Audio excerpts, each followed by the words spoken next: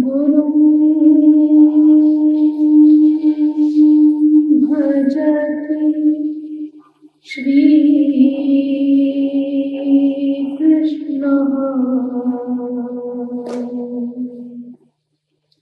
श्रीकृष्णं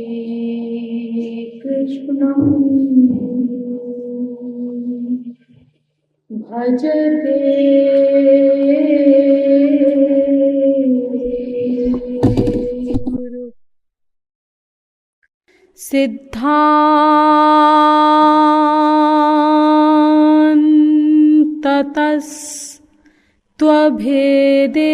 सिद्धान्ततस्त्वभेदेऽपि कृपालुर्मे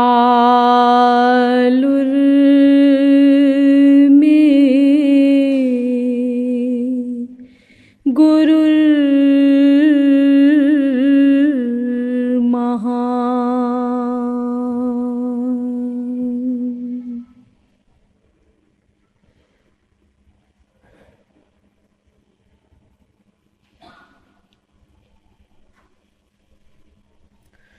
तत्व जिज्ञासु महानुभाव, दैनिक नियमानुसार पहले कुछ देर श्री हरि नाम संकीर्तन कर लीजिए, पश्चात विषय प्रारंभ किया जाएगा।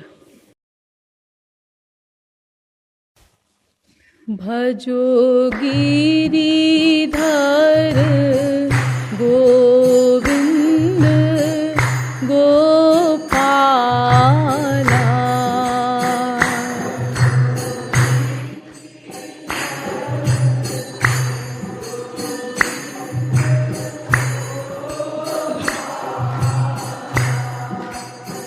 भजो गिरिधर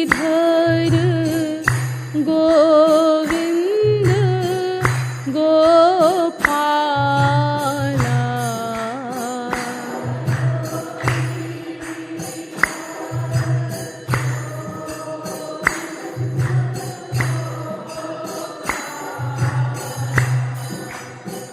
भजो गिरिधर गोविंद गोपाला,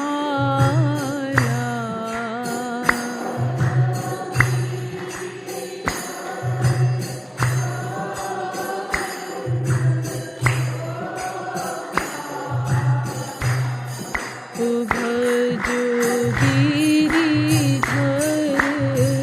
गोविंद गोपाला।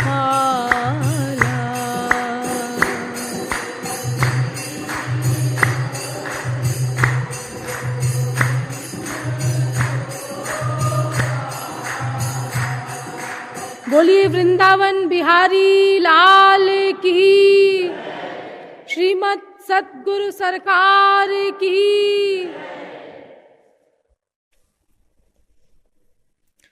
अब आप लोग कृपया सावधान होकर बैठ जाएं। अब तक आप लोगों को यह बताया गया कि विश्व का प्रत्येक जीव अनादिकाल से निरंतर आनंद की ही खोज कर रहा है। आनंद अनंत मात्रा का होता है एवं अनंत काल के लिए होता है। ऐसा वास्तविक आनंद ईश्वर को प्राप्त करके ही प्राप्त होगा, ऐसा वेदों शास्त्रों ने बताया, क्योंकि यह आनंद ईश्वर का ही पर्यायवाची है। ईश्वर की प्राप्ति के लिए सर्वप्रथम ईश्वर को जानना होगा, और जानना ये अपनी बुद्धि से नहीं हो सकता, चाहे वो कितना ही बड़ा बुद्धिमान क्यों ना हो, क्योंकि भगवान बुद्धि का विषय ही नहीं है। वो इंद्रिय मन बुद्धि से सर्वथा परे है, क्योंकि वो दिव्य है, इंद्रिय मन बुद्धि प्राकृत हैं। वो सर्वज्ञ है, जीव अल्पज्ञ है। इसके अतिरिक्त वो अनंत विरोधी धर्मों का अधिष्ठान भी है, इसीलिए उसको महानतम बुद्धिमान ब्रह्मादिक भी नहीं समझ पाते। अतएव ईश्वर को केवल ईश्वर की कृपा से ही समझा जा सकता है, और ईश्वर की कृपा शरणागति पर आधारित है। हमें शरणागत होना पड़ेगा भगवान के। और ये शरणागति मन को ही करनी है, लेकिन मन अनादिकाल से संसार में आसक्त है। इसीलिए सर्वप्रथम मन को संसार से विरक्त करना आवश्यक है और एतदर्थ संसार के स्वरूप को गहराई से समझना आवश्यक है। संसार के विषय में मैंने आपको बताया कि दो परस्पर विरोधी मत हैं। एक मत यह कहता है कि संसार मिथ्या है और दूसरा मत कहता है कि संसार सत्य है। इन दोनों मतों का समन्वय करते हुए आपको ये बताया गया कि संसार सत्य भी है और संसार मिथ्या भी है। संसार दो प्रकार का होता है, एक बाहर का संसार और एक भीतर का संसार। बाहर का संसार सत्य है क्योंकि सत्य ईश्वर ने बनाया है। सत्याद् भूतानि जातानि स्थावराणि चराणि च, महाभारत। भगवान ने सृष्टि की है। यतो वा इमानि भूतानि जायन्ते येन जातानि जीवन्ति यत् प्रयन्त्यभिसंविशन्ति। वेद कहता है, तैत्तिरीयोपनिषद 3री वल्ली का पहला अनुवाक। अर्थात भगवान से उत्पन्न हुआ ये संसार। तस्माद् वा एतस्मादात्मन आकाशः सम्भूतः आकाशाद् वायुः वायोरग्निः अग्निरापः अद्भ्यः पृथिवी पृथिव्या औषधयः औषधीभ्योऽन्नम् अन्नात् पुरुषः स वा एष पुरुषोऽन्न रसमयः। तैत्तिरीयोपनिषद 2री वल्ली का पहला अनुवाक। आनंदो ब्रह्मेति व्यजानात् आनंदाद्येव खल्विमानि भूतानि जायन्ते आनंदेन जातानि जीवन्ति आनंदम प्रयन्त्यभिसंविशन्ति। तैत्तिरीयोपनिषद 3री वल्ली का 6वां अनुवाक। जन्माद्यस्य यतः ब्रह्मसूत्र। जन्माद्यस्य यतोऽन्वयादितरतः, भागवत पहले स्कंद के पहले अध्याय का पहला श्लोक। अर्थात भगवान से ये संसार उत्पन्न हुआ। तो जब भगवान से उत्पन्न हुआ और भगवान सत्य है तो इसका मतलब फिर संसार भी सत्य होगा ही। लॉजिक की बात है। और भीतर का संसार हम लोगों ने बनाया है माया के द्वारा।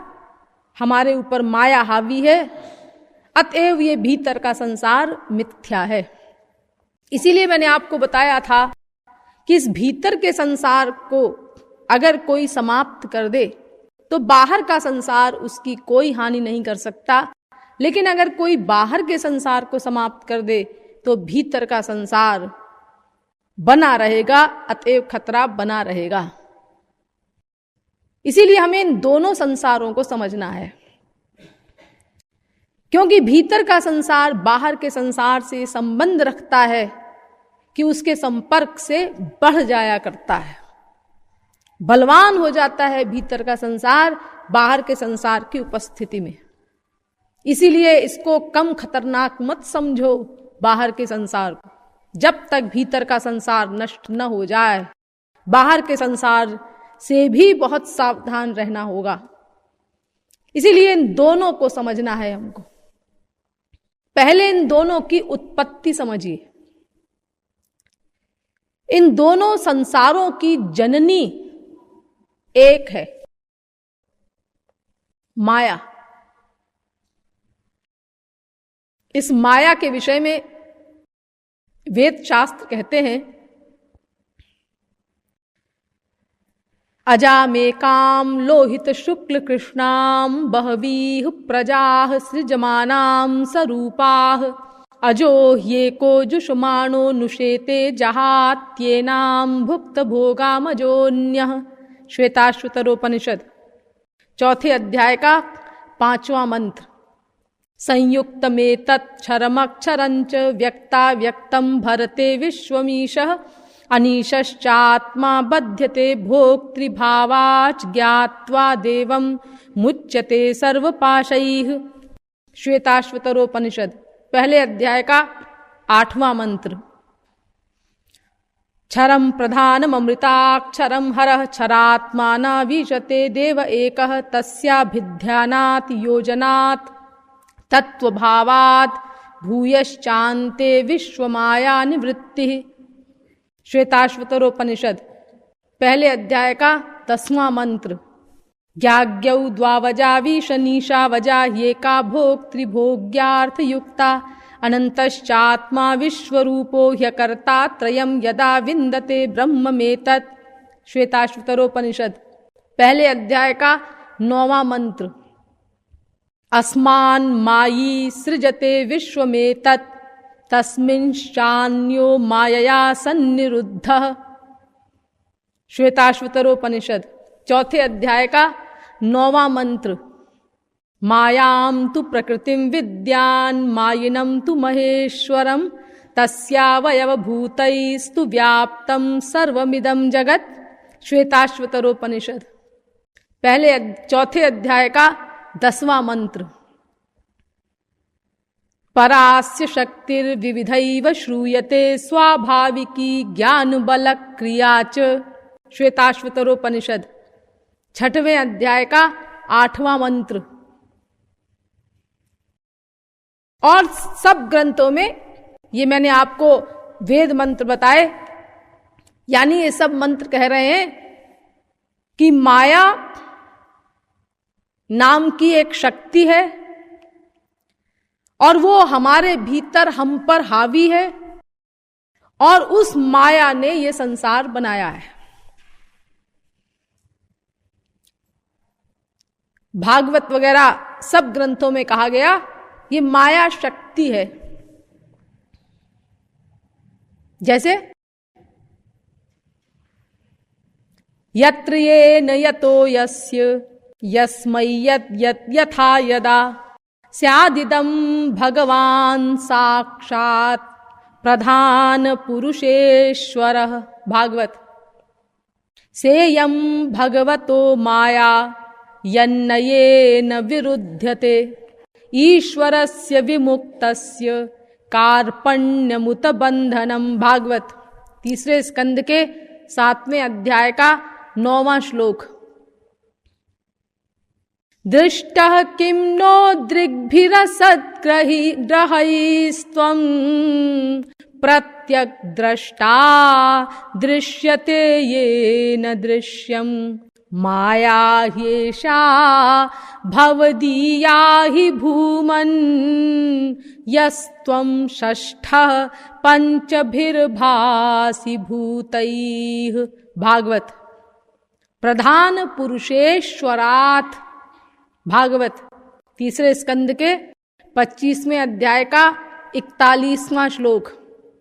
अतो भगवतो माया मायिनामपि मोहिनी यत् स्वयं चात्मवर्त्मात्मा न वेद किमुता परे। भागवत तीसरे स्कंद के 6वें अध्याय का 39वां श्लोक। सा वा एतस्य संद्रष्टुः शक्तिः सदसदात्मिका माया नाम महाभाग ययेदं निर्ममे विभुः। भागवत दैवी ह्येषा गुणमयी मम माया दुरत्यया मामेव ये प्रपद्यन्ते मायामेतान्तरन्ति ते। गीता 7वें अध्याय का 14वां श्लोक। मयाध्यक्षेण प्रकृतिः सूयते सचराचरम् हेतुनानेन कौन्तेय जगत विपरिवर्तते। गीता 9वें अध्याय का 10वां श्लोक। यानी ढेरों प्रमाण है। शक्तित्वान नानृतम वेद्यम। शांडिल्य भक्ति दर्शन। ये माया शक्ति है और हम पर हावी है और इसी माया से ये संसार बना है। और ये माया कब से है? ये माया कब से है? तो उसके लिए वेद कहता है अनादिकाल से है। अजामे काम लोहित शुक्ल कृष्णाम, ये अजा है माया। अजा, अजा माने जिसका कभी जन्म ना हो, प्रारंभ ना हो, आदि ना हो, यानी ये अनादि है माया, सदा से है। तथापि मुह्यन्ति तवाज मायया, भागवत 5वें स्कंद के 18वें अध्याय का 4था श्लोक। ये अजा है माया। स यदजया त्वजा मनुष्यीत, भागवत 10वें स्कंद के 87वें अध्याय का 38वां श्लोक। ये अजा है माया, अजा यानी इसका कभी प्रारंभ नहीं हुआ। ज्ञाज्ञौ द्वावजा विष नीशा वजा, श्वेताश्वतरोपनिषद 1 अध्याय का 9वां मंत्र। और जिसका कभी प्रारंभ नहीं, भाई प्रारंभ नहीं है माया का, हाँ, ऐसे ही जीव का भी प्रारंभ नहीं। प्रकृतिम पुरुषम चैव विध्यनादि उभावपि, गीता 13वें अध्याय का 19वां श्लोक। ये दोनों अनादि हैं। माया भी सदा से है और जीव भी सदा से है। दोनों की आदि नहीं है, प्रारंभ नहीं है। और जिसका प्रारंभ नहीं होता, जो अनादि होता है तत्व, वो अनंत भी होता है। क्योंकि ना सतो विद्यते भावो, ना भावो विद्यते सतः, गीता 2 अध्याय का 16वां श्लोक। जो है वो रहेगा और जो नहीं है वो नहीं होगा। तो चूंकि ये है, अनादि है ये तत्व, इसीलिए रहेंगे अनंत काल तक। यानी 3 तत्व नित्य है ना, पहले भी मैंने आपको बताया है। एक वह, एक यह और एक मैं। ये 3 तत्व नित्य हैं। वह माने भगवान, यह माने माया और मैं माने जीव। और ये मैं और यह नित्य क्यों है? क्योंकि वो नित्य है, सीधी सीधी बात। क्योंकि वो नित्य है इसीलिए मैं और यह नित्य है। क्योंकि मैं और यह अर्थात जीव और माया, ये वह की यानी भगवान की शक्तियां हैं। तो शक्ति तो शक्तिमान में ही रहेगी ना, वो कहां चली जाएगी? अलग कैसे हो जाएगी शक्तिमान से? अरे भाई अग्नि है, अग्नि, हाँ, अग्नि की शक्ति क्या है? दाहकत्व, प्रकाशकत्व, जलाना, प्रकाश करना। तो जहां अग्नि है वहां दाहकत्व, प्रकाशकत्व रहेगा, उसकी शक्तियां रहेंगी। वो पृथक कैसे हो जाएंगी अग्नि से? उनके बिना कैसे रहेगी अग्नि? तो ऐसे ही ये जीव और माया चूंकि भगवान की शक्तियां हैं, इसीलिए भगवान नित्य है तो ये भी नित्य है, सीधी सीधी बात। एक वह, एक यह और एक मैं, ये तीनों तत्व नित्य। अद्वैती लोग क्या कहते हैं?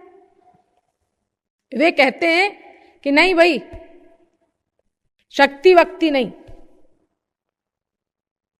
ना यह है ना मैं है, बस केवल एक वह है, अद्वैत, दूसरा कोई नहीं, बस केवल एक वो है। उसके अलावा ना कोई मैं और ना कोई यह, बस एक ही तत्व है। तो जीव नहीं, माया नहीं, नहीं। अच्छा, अगर एक ही तत्व है अद्वैती जी, ना वह है या ना यह है और ना मैं है, ना माया है और ना जीव है, तो फिर एक बात बताइए, आप जो ये बताते हैं कि अहम ब्रह्मास्मि, अहम ब्रह्मास्मि, इसका श्रवण करो, फिर इसका मनन करो, फिर इसका निधिध्यासन करो तो माया निवृत्ति हो जाएगी। तो जब माया है ही नहीं तो उसकी निवृत्ति क्या है? निवृत्ति कहां से हो जाएगी, उसका क्वेश्चन कहां से पैदा हुआ? अरे आप कहते हैं कि एक वही है बस, न माया है न जीव है। तो जब माया है ही नहीं तो उसकी निवृत्ति का प्रश्न कहां है फिर? अरे हम लोग ये कहते हैं कि तीन तत्व हैं, एक ईश्वर, एक जीव और एक माया, और आप कहते हैं कि नहीं एक ही तत्व है। तो जब एक ही तत्व है तो वेदों का उपदेश क्यों है? श्रोतव्यो मंतव्यो निदिध्यासितव्यो मैत्रेयी, ये जो वेद में उपदेश दिए गए हैं, और आप जो अद्वैत साधना बताते हैं माया निवृत्ति के लिए, ये क्यों बताते हैं आप, अगर माया नाम की कोई चीज है ही नहीं तो? नहीं है, माया है, ठीक है माया है। अच्छा तो माया है तो फिर एक दूसरे प्रश्न का उत्तर दो। वो क्या? ये माया जो है ये अनादि अनंत है या सादि अनंत है या सादि शांत है या अनादि शांत है? चारों में से कोई एक उत्तर दो। ये क्या है? अनादि अनंत है क्या माया? पहला, यानी अनादि काल से थी और अनंत काल तक बनी रहेगी, ऐसा है क्या? ये तुम नहीं मान सकते, क्योंकि अगर तुम ये मानोगे कि अनादि काल से है माया तो फिर तुमको दो तत्व नित्य मानने पड़ेंगे, और तुम तो कहते हो एक ही तत्व है बस ब्रह्म, दूसरा कोई तत्व नहीं, अद्वैत है। तो अनादि है माया ये तुम नहीं कह सकते, और अनंत काल तक रहेगी ये भी नहीं कह सकते, क्योंकि अगर अनंत काल तक रहेगी तो फिर उसकी कभी निवृत्ति नहीं होगी। और फिर दूसरा, ये माया फिर अनादि शांत है क्या? ऐसा मानते हो क्या तुम? यानी सदा से थी और एक दिन खत्म हो जाएगी। लेकिन इसमें भी वही गड़बड़ आएगी। अगर ये माया सदा से थी तो इसका मतलब दो तत्व हैं नित्य, दो तत्व हैं अनादि, एक ब्रह्म और एक माया, और तुम तो कहते हो एक ही है। फिर वही आ गई इसमें समस्या। और अगर तुम कहते हो ये शांत है तो अब तक इसका अंत क्यों नहीं हुआ? अब तीसरा, ये माया सादि अनंत है क्या? ऐसा मानते हो क्या तुम? यानी एक दिन इसका प्रारंभ हुआ लेकिन सदा रहेगी, ऐसी है क्या माया? तो अगर तुम ये मानते हो कि ये सादि अनंत है, यानी एक दिन प्रारंभ हुआ लेकिन रहेगी सदा, तो अगर एक दिन प्रारंभ हुआ माया का तो ये कैसे हुआ? यानी एक ब्रह्म था, उसके ऊपर माया ने अधिकार कर लिया, एक दिन माया प्रारंभ हुई, अज्ञान प्रारंभ हुआ, ये मतलब हो गया। उसके पहले वो ब्रह्म था। तो अगर एक दिन माया का प्रारंभ हुआ तो इसका मतलब यह हुआ कि अगर तुम अद्वैत साधना करके ब्रह्म ज्ञान प्राप्त भी कर लोगे और माया से परे भी हो जाओगे तो फिर माया दबोच लेगी ब्रह्म को, क्योंकि पहले भी तो वह ब्रह्म था। एक दिन माया उसके ऊपर हावी हुई, माया का प्रारंभ हुआ, तो अगर तुम फिर से ब्रह्म बन जाओगे तो फिर एक दिन माया दबोच लेगी तुमको, फिर तुम माया के अंडर में हो जाओगे। और फिर दूसरी बात ये कि जो ब्रह्म है वो कैसा है? शुद्ध बुद्ध मुक्त स्वभावम, वो शुद्ध है, बुद्ध है। तो ऐसे शुद्ध बुद्ध मुक्त स्वभाव ब्रह्म के ऊपर माया ने अधिकार कैसे कर लिया? कैसे अधिकार हो गया माया का ब्रह्म के ऊपर? क्योंकि माया जो है वो तो अंधकार स्वरूप है, और ब्रह्म वो प्रकाश स्वरूप है। वेदाहमेतम पुरुखम महांत मादित्य वर्णम तमसः परस्तात्, श्वेताश्वतरोपनिषद 3 अध्याय का 8वां मंत्र। यानी भगवान प्रकाश स्वरूप है और माया अंधकार स्वरूप है। सूर्य के समान है ब्रह्म और माया अंधकार के समान है। तो ये अंधकार सूर्य के ऊपर हावी कैसे हो गया? सूर्य को अंधकार निगल लेगा, ये कैसे हो गया? तो माया सादी अनंत है, ये भी नहीं कहा जा सकता, और माया सादी शांत है, ये भी नहीं कह सकते तुम, क्योंकि एक दिन प्रारंभ हुई तो फिर यही जो अभी प्रॉब्लम रखी हमने सामने, ये फिर आ जाएगी सामने।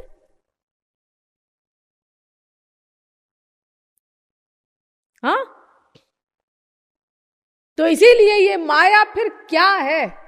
यानी ये माया अनादि अनंत है, ऐसा भी तुम नहीं कह सकते, और ये माया अनादि शांत है, ये भी तुम नहीं कह सकते, और ये माया सादि अनंत है, ये भी तुम नहीं कह सकते, और ये माया सादि शांत है, ये भी तुम नहीं कह सकते।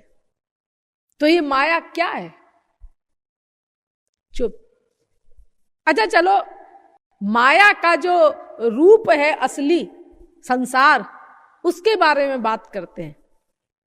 अरे ये तो माया जो मैंने अब तक बताई, ये तो एक शक्ति का नाम है। उस माया का जो असली रूप है वो ये संसार है। तो इस संसार के बारे में बताओ अद्वैतियों, ये संसार क्या है? ये संसार सत है क्या? सत है या असत है संसार? क्या है संसार? सत है ऐसा कैसे कहें जी? क्योंकि अगर सत होता तो परिवर्तनशील क्यों होता? और संसार तो बदल रहा है। अरे संसार की हर वस्तु परिवर्तनशील है, यहां तक कि संसार का ही प्रलय हो जाता है। तो इसको सत कैसे कहें हम? तो फिर असत होगा, असत भी नहीं कह सकते तुम, क्योंकि असत माने तो होता है कि वो चीज है ही नहीं, उसका अस्तित्व ही नहीं है। जैसे खरगोश के सींग, खरगोश के सींग होते ही नहीं, इसीलिए खरगोश के सींग असत है। तो क्या इस तरह से ये संसार असत है, खरगोश के सींग की तरह? नहीं नहीं, असत कैसे कहेंगे? वो तो दिखाई दे रहा है इतना बड़ा संसार प्रत्यक्ष, उसको असत कैसे कहे? तो सत भी तुम नहीं मानते और असत भी तुम नहीं मानते, और ब्रह्म से अभिन्न है संसार, ये भी नहीं मानते, क्योंकि अभिन्न कैसे होगा? अरे ब्रह्म तो चेतन है, नित्य है, सर्वद्रष्टा है, सर्वनियंता है, सर्वसाक्षी है, सर्वसुहृत है, सर्वेश्वर है, सर्वशक्तिमान है। और ये संसार तो अनित्य है, विकारी है, परिवर्तनशील है, नश्वर है। ब्रह्म से संसार का क्या संबंध? इसीलिए ब्रह्म से अभिन्न है, ये भी तुम नहीं मानते, और ये सत है, ये भी तुम नहीं मानते, असत है, ये भी तुम नहीं मानते। तो फिर ये संसार है क्या? क्या है ये संसार? तो फिर जी ऐसा क्यों ना कह दिया जाए कि ब्रह्म में कोई शक्ति है ही नहीं, छुट्टी मिली। ये मान लो शक्ति नहीं। देखो मैंने कितने आपको प्रमाण दिए, ढेरों, कि भगवान में शक्ति है। ये शक्ति है माया भगवान की, और इससे संसार बना है। और ये लोग कहते हैं कि ऐसा मान लिया जाए कि ब्रह्म में शक्ति ही नहीं है। अगर शक्ति नहीं है ब्रह्म में, ऐसा तुम कहते हो, तो फिर ये संसार क्या है? ये जो माया का कार्य है, ऐसा शास्त्र वेद कहते हैं तो तुम शक्ति मानते नहीं। जिस माया का ये कार्य है, तुम कहते हो ब्रह्म में कोई शक्ति नहीं, तो फिर ये संसार क्या है? ये संसार, ये तो कल्पना है, कल्पना, कल्पना है। अच्छा ये बताओ, ये कल्पना किसकी है? किसकी कल्पना है संसार? अरे एक ब्रह्म ही था और तो कुछ था नहीं। हाँ, तो उसी ब्रह्म की कल्पना होगी ये संसार। हाँ, ब्रह्म की कल्पना है संसार। अच्छा, तो ये ब्रह्म ने जो कल्पना की वो किस शक्ति से की? आप तो कहते हैं ब्रह्म में कोई शक्ति नहीं, तो ये कल्पना किस शक्ति से की ब्रह्म ने? अरे कल्पना किसी शक्ति से ही की होगी। आदमी स्वप्न देखता है तो किसी शक्ति से देखता है, मन से देखता है। आप कहते हैं रज्जौ यथा हेर भ्रम, जैसे अंधेरे में रस्सी पड़ा हुआ हो तो उसमें सांप का भ्रम हो जाता है, ऐसे ही ये भ्रम है। तो ये भ्रम जो है ये किसको हुआ और किस शक्ति से हुआ? इसीलिए आप ये नहीं कह सकते कि ये भ्रम है, शक्ति नहीं है ब्रह्म में। संकल्पा देवास्य पितरः समुत्तिष्ठन्ति, वेद कहता है ब्रह्म सत्य संकल्प है। एष आत्मा पहृत पाप्मा विजरो विमृत्युर विशोको विजिघत्सो पिपासः सत्य कामः सत्य संकल्पः। छांदोग्योपनिषद।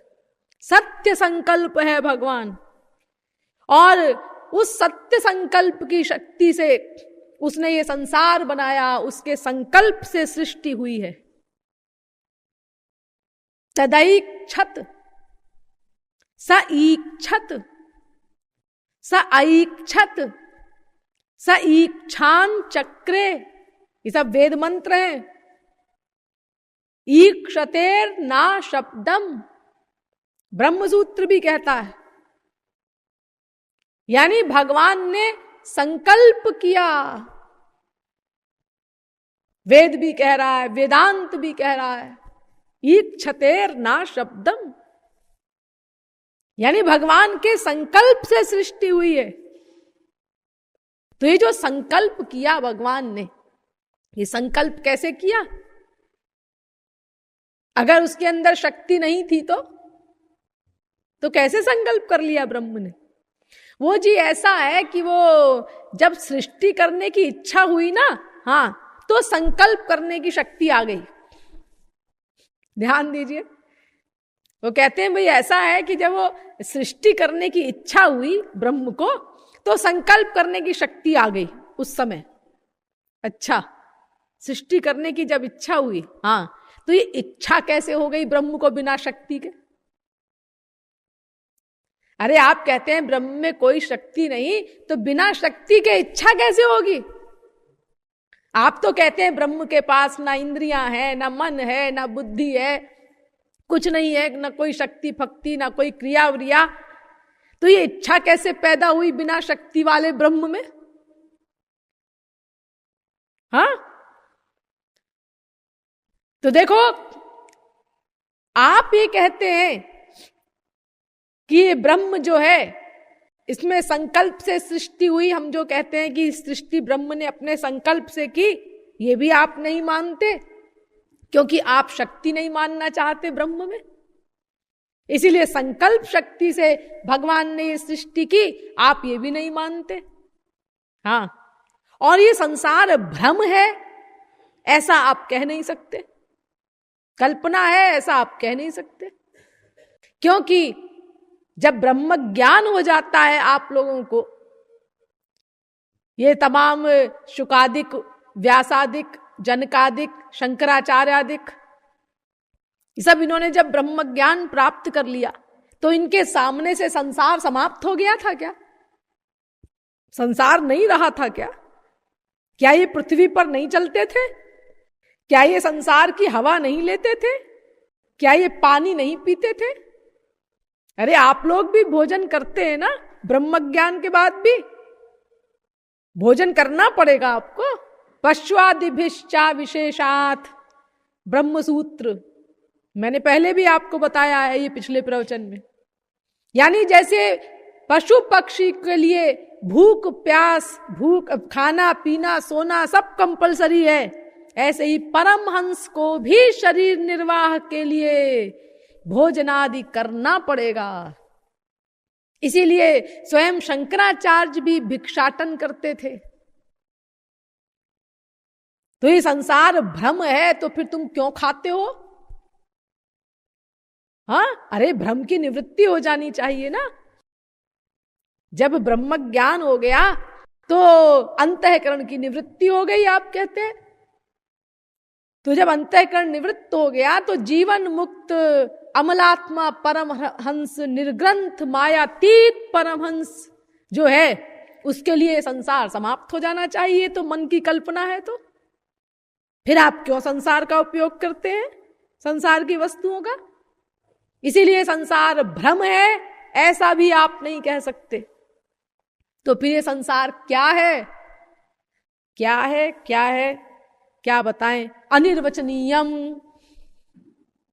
अनिर्वचनीयम यानी क्या मतलब? अनिर्वचनीयम का बताया नहीं जा सकता क्या है?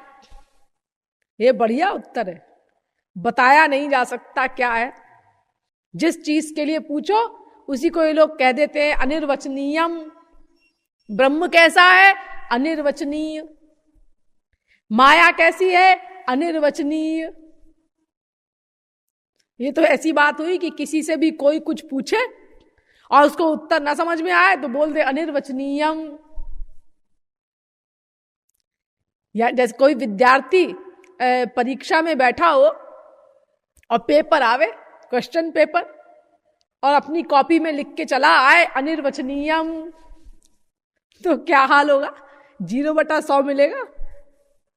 इतनी काबिलियत दिखाई इसने कि वहां लिख दिया क्वेश्चंस के उत्तर देने की बजाय अनिर्वचनीयम।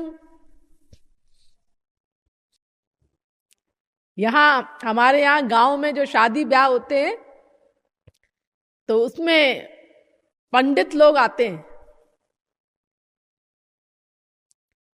तो उनमें कभी कभी शास्त्रार्थ होता है, अधिकतर तो व्याकरण पर होता है, ग्रामर पर होता है। लेकिन प्राचीन काल में बड़े बड़े विद्वान जब इकट्ठे होते थे न्याय सांख्य वगैरह के, तो इनके ऊपर भी, दर्शनों के ऊपर भी शास्त्रार्थ हुआ करता था।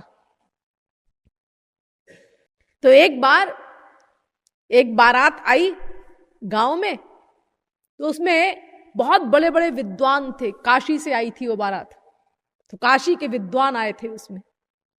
अब यहां कन्या पक्ष की तरफ कोई विद्वान था ही नहीं गांव में। बस ऐसे ही एक पंडित जी थे, वो भी अपना ऐसे ही और उलूल जलूल अपना उल्टी सीधी सत्यनारायण की कथा कह लिया करते थे। कोई उनको ज्ञानवान तो था नहीं शास्त्र वेद आदि का, संस्कृत भी नहीं जानते थे। वो अपना गंगाय नमः, जमुनाय नमः, रामाय नमः, कृष्णाय नमः, हर जगह आय लगा देते थे। उनको इससे कोई मतलब नहीं कि हाँ वो जमुना यही नमः होना चाहिए, गंगा यही नमः होना चाहिए, इससे कोई मतलब नहीं उनको। हर जगह अपना आय लगा दें, बस हो गया। तो ऐसे पंडित जी थे बस वो एक। तो अब लोगों ने विचार किया कि भाई ये तो बड़ी इंसल्ट हो जाएगी हम लोगों की, कन्या पक्ष की क्या करें? इधर तो बड़े बड़े विद्वान आ रहे हैं और यहां कोई है ही नहीं। तो एक तार्किक था, उसने कहा भाई देखो मैं तरकीब बताता हूं। क्या ये जो 2 कौड़ी का पंडित है ना हमारे गांव का, हाँ, इसको खूब बड़ी इसको पगड़ी पहनाओ, बढ़िया बड़ी पगड़ी बांधो इसके सिर पे, और खूब सजाओ इसको बढ़िया कपड़े, और अपना लंबा सा गमछा वगैरह सब डालो, और इस प्रकार खूब ठाट बाट से इसको सजा करके और इसको बैठा दो विद्वानों के सामने आसन पर। और उसको कह दिया कि देखो तुमको केवल एक वाक्य बोलना है, दूसरा कुछ नहीं। बस एक वाक्य याद कर लो, अशुद्धम नो वक्तव्यम, यानी अशुद्ध मत बोलो, गलत मत बोलो, तुम गलत बोल रहे हो, ये उसको सिखा दिया। अब उधर के विद्वान ने प्रश्न किया कोई वेदांत वगैरह का, तो अपना इन्होंने कह दिया अशुद्धम नो वक्तव्यम, बड़ी गंभीरता से, बड़े रुआब से, अशुद्धम नो वक्तव्यम। तो विद्वान जो था बेचारा सोचने लगा कि अरे देखो गलती हो गई हमसे, कुछ ये कह रहा है कि मैं गलत बोला। तो खैर उसने फिर संभल करके पूछा, फिर इसने कह दिया अशुद्धम नो वक्तव्यम। अब दूसरा पंडित आया, उसने कुछ प्रश्न किया, उसको भी बोल दिया अशुद्धम नो वक्तव्यम। तीसरा आया, चौथा आया, हर एक को बोलता जा रहा है अशुद्धम नो वक्तव्यम। तो उन्हीं में अब सब बेचारे सोच रहे हैं कि ये बड़ा भारी विद्वान मालूम पड़ता है, हम सब में गलतियां निकाल रहा है। तो उसी में एक को डाउट हुआ, कुछ उनका कुछ गड़बड़ लगता है। तो उसने प्रश्न किया, और जब उसने कहा कि अशुद्धम नो वक्तव्यम, तो उसने आगे कहा किम अशुद्ध मत्र, मैंने क्या अशुद्ध बोला? तो फिर बोला अशुद्धम नो वक्तव्यम। तो वो समझ गया इसको अशुद्धम नो वक्तव्यम के अलावा कुछ आता नहीं। यानी पोल खुल गई पंडित जी की। तो ऐसे ही अद्वैती लोग हैं ये, इनसे कहो माया क्या है? अनिर्वचनीयम।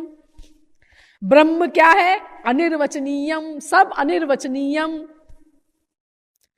तो देखो ये जो माया है ये शक्ति है भगवान की, और इसी माया से ये संसार बना है।